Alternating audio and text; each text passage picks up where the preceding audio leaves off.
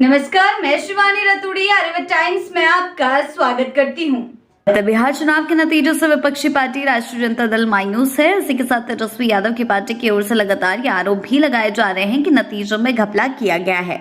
इसी क्रम में आरजेडी के एक्सपोस्ट में 3 विधानसभा सीटों पर बैलेट पेपर के आंकड़े जारी का दावा किया गया है कि विपक्ष को हराने की साजिश के तहत बैलेट पेपर रिजेक्ट किए गए। दरअसल इस बार के बिहार विधानसभा चुनाव में कई सीटें ऐसी रही जहां उम्मीदवारों के बीच कांटे की टक्कर हुई। संदेश में केवल 27 वोट से तो अगियाओं में 95 वोट से महागठबंधन के उम्मीदवार हारे। इसी को लेकर तेजस्वी यादव की आरजेडी दावा कर रही है कि यहाँ पोस्टल बैलेट को जानबूझकर रिजेक्ट किया गया। अगर सभी बैलेट की गिनती की जाती तो इन सीटों पर महागठबंधन के उम्मीदवारों का कब्जा होता। राष्ट्रीय जनता दल के एक्सपोस्ट में यह दावा किया गया कि महागठबंधन को जबरन बेईमानी से कई सीटें हराई गई है। पोस्ट में लिखा है, जबरन बेईमानी से हराई गई सीटों के झकझोरने वाले आंकड़े।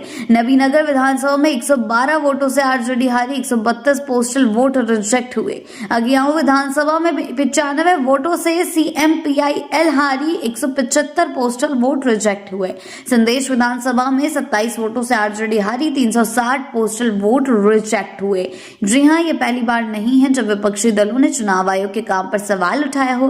कांग्रेस समेत इंडिया गठबंधन के अन्य विपक्षी दल लगातार वोट चोरी के आरोप लगाते आए हैं। वहीं एक राजद नेता ने यह तक कह दिया है कि बिहार चुनाव में वोटिंग के दौरान ईवीएम में पहले से ही 25,000 वोट पड़े थे। चुनाव आयोग ने सभी आरोपों को खारिज करते हुए जानकारी दी कि ईवीएम में पहले से ही वोट पड़े होने असंभव है। वहीं इलेक्शन कमीशन की तरफ से ये साफ रूप से कहा जा चुका है कि लोकसभा हो या विधानसभा का चुनाव, ईसीआई पारदर्शिता के साथ सभी राजनीतिक दलों को जरूरी जानकारी देते हुए ही काम करता है।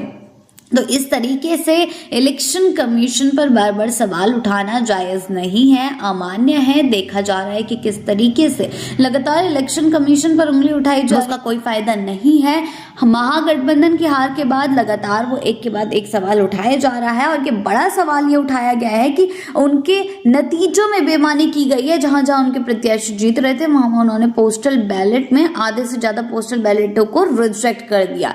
अब आपको बता दें, इस तरीके का ट्वीट करना आरजेडी के ट्विटर से ये ट्वीट किया गया है। लेकिन अब आगे चलकर इसमें कौन सा नया घमासान खड़ा होता है, क्या कुछ देखने को मिलता है। इलेक्शन कमीशन पर एक बार फिर उंगली उठाई जा रही है, तो इलेक्शन कमीशन इसका क्या जवाब देता है, क्योंकि चुनाव आयोग पर पहले भी कई बार आरजेडी यानी कि पूरी महागठबंधन द्वारा उंगली उठाई जा चुकी है। और एक बार फिर कभी ईवीएम पर वोट होने का आरोप लगा रहे हैं, कभी कुछ आरोप लगा रहे हैं, यानी कि आरोपों का दौर अभी भी जारी है। और देखने वाली बात ये होगी कि ये दौर कब तक थमता है।